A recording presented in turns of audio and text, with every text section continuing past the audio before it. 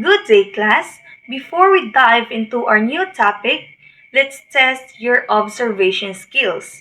Okay, so I will show you two packaged cracker samples. Raise your left hand if you think that package A is protected the crackers better, and raise your right hand if you think that package B is protected them better. Alright, so correct, no? Package A is protected the crackers better, while package B, it is allowed moisture to enter. Alright, so what clues did you observe? Okay, Mr. Lambot. Alright, so very good, no? Even though we cannot see the water vapor in the air, it can pass through packaged materials.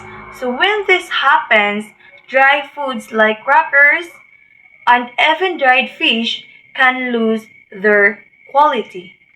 Today, we will learn how to scientifically measure moisture gain and calculate the water vapor transmission rate to determine how effective packaging materials in protecting food.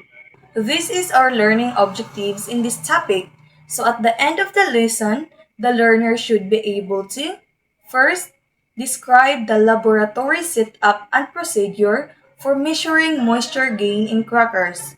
Second, compute moisture gain and water vapor transmission rate or Wvtr using the standard formula.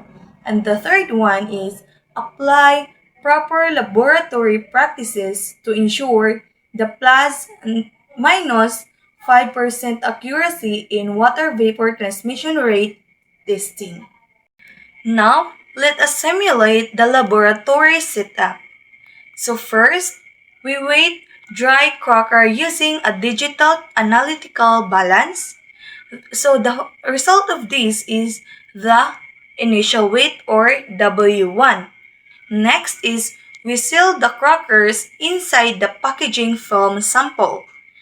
Then we place inside a humidity chamber set at 75% relative humidity and 20 degrees Celsius. And after 48 hours, we weight again the crackers. So the result of that is our final weight or the W2. And then after that step or setup or procedure, finally we can compute the moisture gain. So I have a question. So who have an idea about what is the formula of moisture gain? Anyone? Do you have any idea of what is the formula? Okay, so the formula of the moisture gain is equals to W2 minus W1, whereas the W2 it stands for the final weight and the W1 it stands for the initial weight. So this is the example of moisture gain. So the initial weight or the W1 is 10,000 grams and the final weight or W2 is 10,180 grams. So how to calculate it? So this is the solution. So moisture gain is equals to W2 minus W1. Then copy the moisture gain is equals to, so ang atong W2 is 10,180 grams, tapos i-minus na to siya sa W1 which is 10,000 grams. So the result of it is moisture gain is equals to 0.180 grams. So this means that the cracker is gi-absorb niya ang 0.180 grams of water vapor from the environment. Okay, class. So I have a question. If we will continue for several days, what will happen to the cracker's texture? Okay, I know that Ms. Amaro has an idea about it. Okay, so thank you. Correct, no? It will become soft and also it will become soggy. So now, we will move to the water vapor transmission rate step-by-step calculation. So, The formula is based on the standard of ASTM International F1249-20. So the formula is Wvtr is equals to delta weight divided by area times time. So where the delta weight it stands for moisture gain or grams. Ang A it is stands for the area of film or meter squared, and then the T it is stands for time or days. Okay, so what do you mean by triangle W? Okay, Miss Corsat? Okay, so triangle symbol means that delta, where in science and mathematics means change in or difference in, and W it stands for weight. So the delta W means change in weight. So the example of this is delta weight is equals to 0.180 grams. The area is 0.02 meters squared and the time is 2 days. So now let's solve this example. So the solution is Wvtr is equals to delta weight divided by area times time. So copy the Wvtr is equals to ang delta weight is 0.180. I-divide nato siya into 0.02 which is mauni siya ang atong area, and i-times nato siya sa 2 which is ang 2 mauna siya ang atuhang time. Okay, so copy the Wvtr is equals to copy the delta weight which is 0.180. So the 0.02 times 2, so the result of it is 0.04. So 0.180 divided by 0.04, so the result of it is Wvtr is equals to 4.5 grams per meter squared per day. So this means that the 4.5 grams of water vapor pass through 1 square meter of film per day. So now class, I have a question again. So is a high water vapor transmission rate good or bad for dried fish packaging? Okay, I know Miss Dehandi has an idea of it. Alright, so correct. It is bad because it allows moisture to enter. Next is ensuring plus minus 5% accuracy. So plus minus means the result can only vary within 5% higher or 5% lower than the correct value.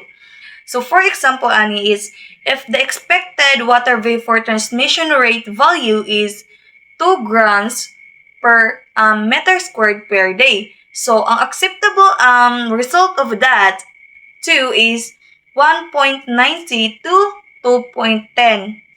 So if ang result gani is 1.95 or 2.5, it is still with the plus minus 5% accuracy. Why could we go wrong in our experiment? Yes, Miss Cadavera? Okay, so correct.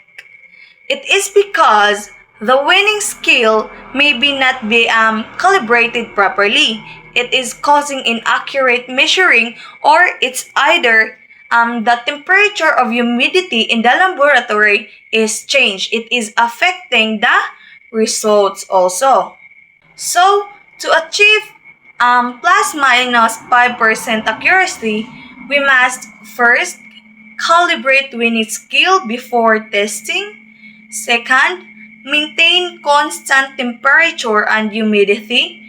Third is avoid air draft during winning, and also measure film area precisely. And the last one is perform triplicate trials and average results to ensure we can achieve the plus minus 5% accuracy.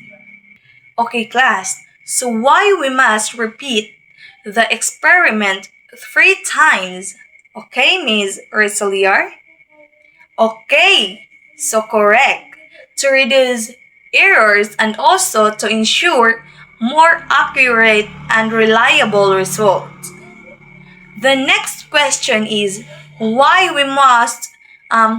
is moisture gain testing is very important in fish packaging? Yes, Mr. Egas? Okay, so correct. It is because it helps to determine if the packaging can prevent moisture from entering, which helps protect dried fish from spoilage and also it helps to maintain its quality. Now, class, in generalization, I have a question. If you are packaging dried fish for export, why is knowing water vapor transmission rate is very important? Okay, anyone of the class? Okay, so very good, no?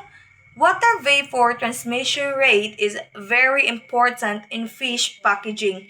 It is because it helps us determine how well a packaging material can block moisture from entering. So when the packaging has a low water vapor transmission rate, it can better protect dried fish from absorbing the moisture. So which it helps to maintain its quality, texture, and also safety during storage and transportation.